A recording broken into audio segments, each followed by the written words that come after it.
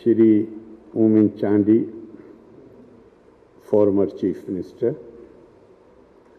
Shri Ramesh Chennitala, Leader of the Opposition, Dr. M.K. Munir, Honorable Member of Assembly and Deputy Leader of the Opposition, Dr. Rohit Chennitala, Dr. J.K.V. Santosh, Grantha Kartav, the writer, author of the book. This is the list which was given to me to address, but I think the person who deserves most to be addressed is Mrs. Chennitala.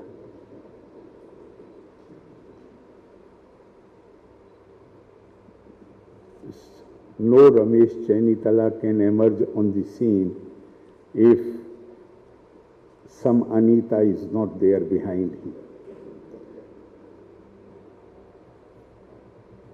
Suhirtukkale Elavarkumente Namaskaram. I am very happy to be here to release the book on Shri Ramesh Chennitala. And the book's name is Ramesh Chennitala Pinnita Vashikal. Vadikal. Is that right? Yeah, Vadikal. The paths covered by Ramesh Chennitala, which is more of a biography in two parts, a biographical sketch and impressions of other prominent people on Shri Ramesh Chennitala. I think since last September, and I'm very happy on that account, that this is the first time when Shri Ramesh Chennitala and senior leaders of UDF have come to Raj Bhavan without any petition in their hands.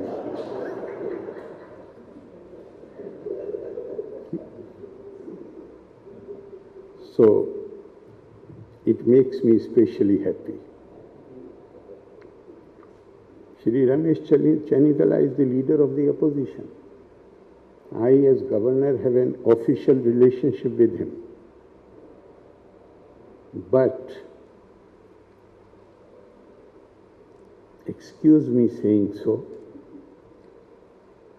I also have memories. I don't want to belittle this current relationship, but I also have the memories of a young Ramesh Chennitala who was appointed President of the National Student Union of India. And at that time I was in the government. When I first saw him, then many a time in political parties, regional, apart from other adjustments, regional adjustments also happened. So I thought somebody very young from Kerala has been brought to head the Student Union of India. But when I heard him for the first time,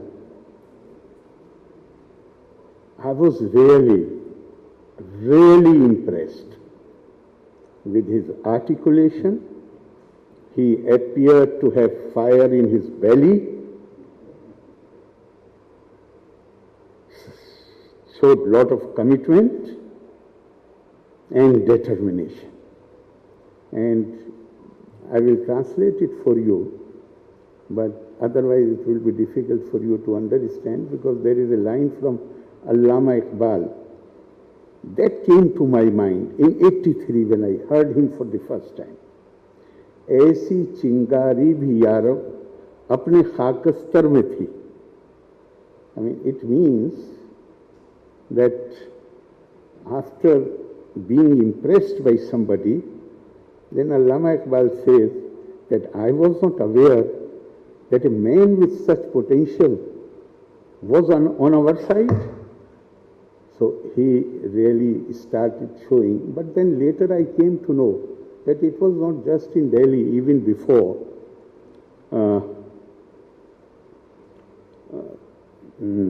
Malayalam Manorama Youth Club or Student Club. What was it? Balajan, right. That he started participating in these activities right from there. I'm going to cut down the written text of the speech which I have, and because I read here, and I think it is mentioned in the book, that his father was not very happy with him when he started participating, which is the normal case.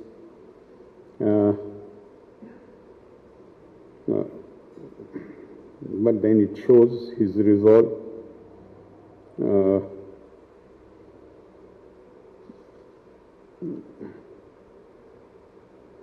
Akhil Kerala Balajan Sakhyam, in which he was a member. And this again I was not really very aware of, that about his interest in reading and the money that he spends on buying books. If that is what you like to do, then I assure you, because I think in a small measure I have been doing this since my very young days, obsession with the books, then I assure you, anybody who has love for books can never feel any loneliness, be it emergency when I was in jail for 15 months, or be it COVID when we were locked down inside our homes. You will never feel lonely. Well, they are such a great company. So I congratulate you for that. Here, Dr. Chainitala, the son of Mr. Ramesh Chainitala, then Abhivandi Tirumani, they all made references to secularism.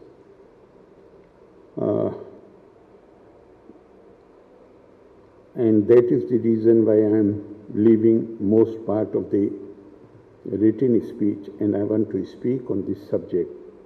I want to take few minutes to speak on this subject. I honestly believe that the secularism has come to our constitution only in 1975, formally, in the preamble. Otherwise, the word was not mentioned anywhere in the constitution. But our constitution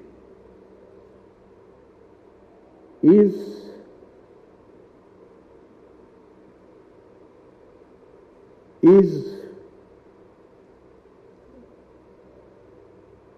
a reflection of very strong secular values and beliefs. Very strong.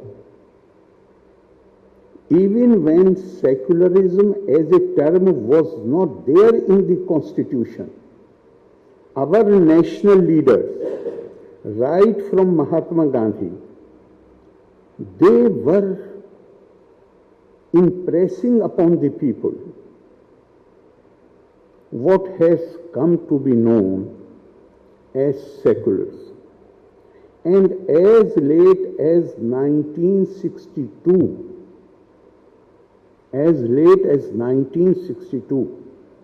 Pandit Jawaharlal Nehru, in one of his speech, has said that when we use the term, I'm relying on the quote of Pandit Jawaharlal Nehru.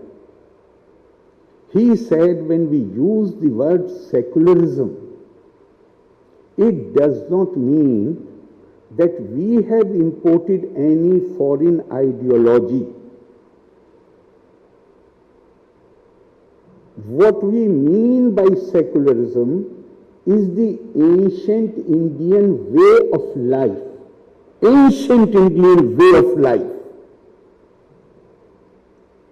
But because, these are his words, but because we did not have one term for it, therefore we chose the term secularism to signify or to mean the way of Indian life which we have been living for millennia. If you look at it closely, anywhere in the world, anywhere I am saying, the human beings need to be organized into a society. If you need an organization sent for creating at least some semblance of stability, then you need some basis for it. What is the basis which has been used?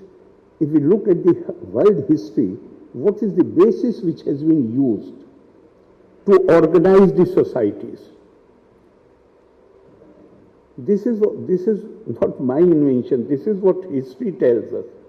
The history tells us that everywhere it was either race or language, people belonging to one race, they became one group. That became the basis of organization. People speaking one language, they became one group. For the sake of organization of the society, they constituted themselves into one group. At the third stage, the religious faith also played a part in becoming an instrument to organize the societies. And what has been this was the trend world over. And what was the basis?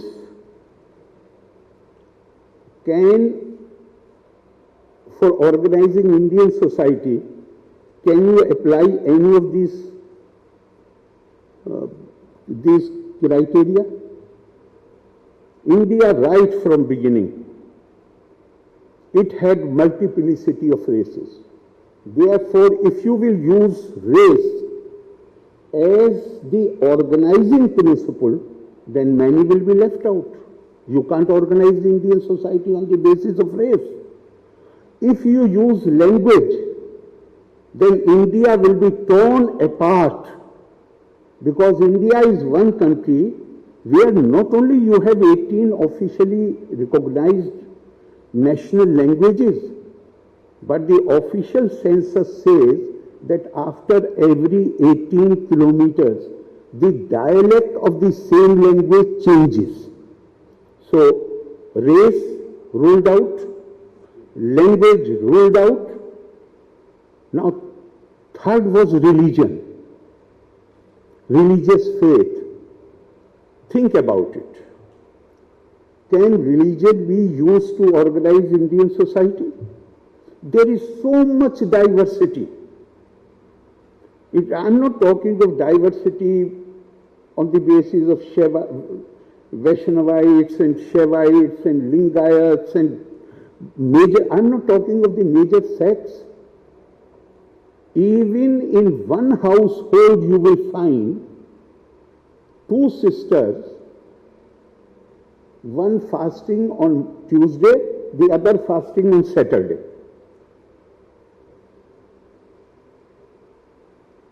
So, even religion cannot be used to organize Indian society. So what the Indian sages said, Indian organization, the organization of Indian society did not start with the constitution. It is one of the oldest civilizations in the world. Then how in the ancient times the society was organized? There was no constitution, there were hardly any laws. Customs and rituals were there. So what was the basis? The basis was one thing on which the Indian thought totally agrees is Aham Brahmasmi Tattvamasi. Whatever language I speak, whatever race I belong to, whatever language I speak, whatever manner in which I offer my devotions to my Creator, there is one thing common between you and me and everybody, and it is the divinity of mankind. I recognize divine in you. If I recognize divine in you, is it possible for me to treat you as inferior? Is it possible for me to treat you indifferent? There is no question of any discrimination. I'm not saying that these things have not happened. These monstrosities have happened in Indian society. A section of our population were reduced into untouchables. But that was violation of the Indian ethos. That was violation of the Indian tradition. Because the Indian tradition, it recognizes one thing. The basis for the organization of the society is divinity of mankind, what Swami Vivekananda says. My mission is very simple, can be put into few words. To teach unto mankind their divinity and its manifestation in all movements of life. And where Swami Vivekananda spoke these words before Constitution came into force, then what was his inspiration? His inspiration was Aham Brahmasmi Tattvamasi. And what our sages said, how they defined India. They did not define India as people who speak Hindi language or Malayalam language or who worship Shiva or who worship Vishnu. They did not define like that. The definition was very clear. Uttaram yat samudrasya, from north to sea. Himadrichav dakshinam, and from south to Himalaya. Varsham tat Bharat nam, this is Bharat, and all those who live here, they are Bhartis, they are Indians. And they further made it clear. They said, Bharteshu Istriya Purusho Nana Varna Pirkirtite Nana Dev Archane Yukta Nana Karmani Kurvate. They have explained it. Why? We are not using either race or language or religion to organize the society. They have made it clear. Why we are not using it? Because Indians belong to different races. Because Indians speak different languages.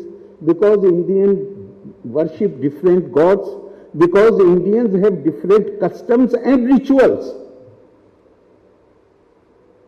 So, the very name India conjures up images where unity can be created, harmony can be created in diversity, where diverse elements can live together in harmony.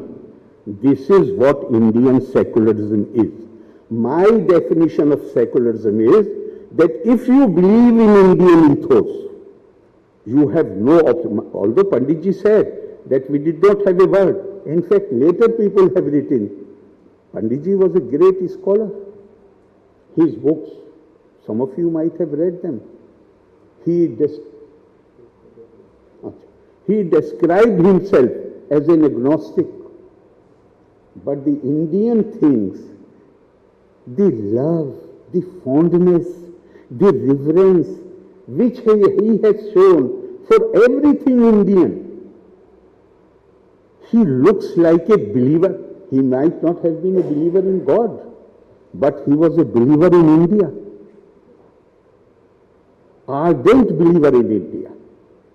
So, I feel that our commitment to secularism means that we should be committed, we should have respect and reverence for Indian traditions, Indian ethos, Indian legacy, regardless of all the diversities which prevail in this great and vast country.